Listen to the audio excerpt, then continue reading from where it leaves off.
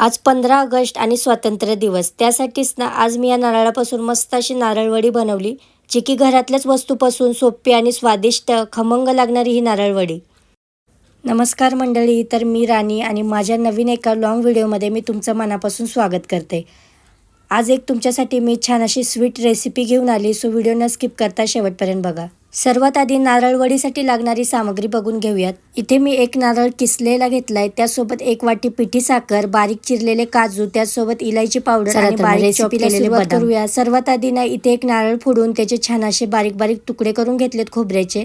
आता हे तुम्ही किसूनही घेऊ शकता, पण मी नाही, ह्याचे तुकडे झाल्यामुळे याला मी मिक्सरमधून बारीक करून घेणार आहे. त्याचसोबत 1 वाटी साखर या मिक्सर जारमधूनच ना मी मस्त अशी पिठी करून घेणार आहे त्याची, जेणेकरून विरघळायला टाईम नाही लागणार. चला आता झटपट वेळ न घालवता रेसिपीला सुरुवात करून घेऊयात. सर्वात आधी इथे मी बारीक किसलेलं खोबरं घेतलं आहे. आता हे खोबरं ना आपल्याला छान परतवायचं आहे. त्यासाठी ना इथे मी गॅसवरती पहिले पातेलं तापत ठेवलं आहे. पातेलं तापलं का त्यामध्ये 1 चमचा तूप ॲड करून हे खोबरं सगळं त्या तुपामध्ये ना छान खमंग परतवून घ्यायचं आहे. आता जर तुम्हाला नारळाचा कच्चा फ्लेवर आवडत असेल ना, तर तुम्ही नॉर्मली सॉटे करू शकता, पण खमंग भाजलेल्या खोबऱ्याची ही वडी जी आहे ना, ती खरंच खूप छान लागते. खायलासुद्धा टेस्ट त्याची वेगळीच काहीतरी लागते. त्यासाठी इकडे तूप चांगलं वितळलं आहे. आता त्यामध्ये ना मी सगळं हा खोबरं टाकून छान असं परतवून घेणार आहे. कलर त्याचा चेंज होईपर्यंत आपल्याला याला परतवायचं आहे. आता याच्यामध्ये तुम्हाला जेवढं गोडपणा लागेल तेवढी साखर टाका. आता पिठी साखर घेतली इथे मी, आणि खोबरं ऑलरेडी गोड असतं, त्यामुळं ना साखर थोडी जपूनच टाका. तुम्हाला जेवढं गोड आवडेल तेवढ्या प्रकारे टाकून छान परतवून घ्या. बघू शकता कलरसुद्धा चेंज झाला आहे. त्यामध्ये मग काजू बदाम चॉप केलेले, त्यासोबत इलायची पावडर टाकून पुन्हा छान असं परतवून घ्या. मस्त असं सगळं सुक्कं सुक्कं आपलं मिश्रण झालं पाहिजे, जेणेकरून वड्या ना छान असे सेट झाल्या पाहिजे. बघू शकताय तुम्ही खूप खमंग खोबरेसुद्धा भाजले आणि त्याचसोबत ना छान असं इलायचीचा वास सुटला याला. मस्त असं आपलं खोबऱ्याचं मिश्रण रेडी झालं आहे.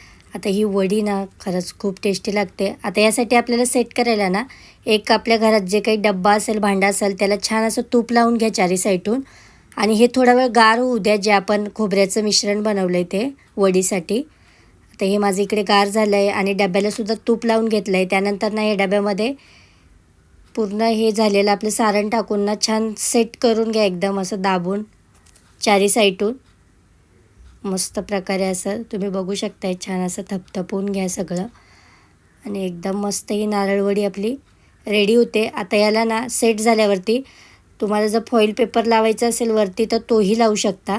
आता इथे माझं या डब्याचं झाकण आहे, त्यामुळे मी याला झाकण लावून फ्रीजरमध्ये टेम्परेचर हाय करून फक्त 15 मिनटासाठी सेट व्हायला ठेवून देऊयात, जेणेकरून आपल्या नारळाच्या वड्यांना छान कट करता येतील आणि सेटसुद्धा खूप छान होतं फ्रीजमध्ये.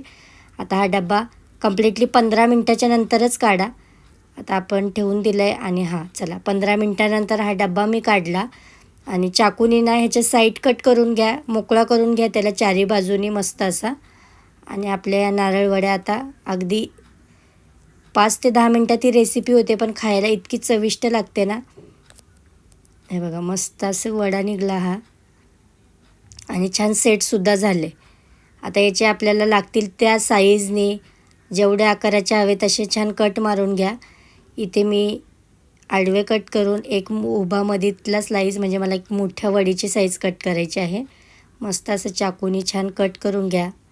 बघू शकता एकदम कमी वेळेत आणि घरच्याच सामग्रीपासून अशी ही नारळवडी तयार होते. आता या मिश्रणाचे आपण लाडूसुद्धा वळू शकतो, पण लाडूपेक्षा ना ही नारळवडी दिसायलासुद्धा ॲक्टिव्ह दिसते आणि खायलासुद्धा एकदम टेस्टी आणि हेल्दीसुद्धा खूप आहे ही.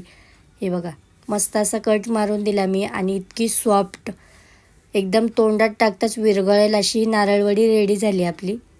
आता तुम्हाला जर हवा असेल तर वरतून अर्धा काजूचा तुकडा किंवा बदामाचा सुद्धा तुम्ही लावू शकता. बघा मस्त अशी नारळवडी रेडी झाले, खूप छान. आणि ही 15 ऑगस्ट निमित्त मी आज मस्त असं गोड डिश म्हणून ही नारळवडी ट्राय केली होती घरी, आणि खरंच खूप छान झाली. आणि अशा छान छान रेसिपीसाठी तुम्हाला चॅनलला सबस्क्राईब करावं लागेल.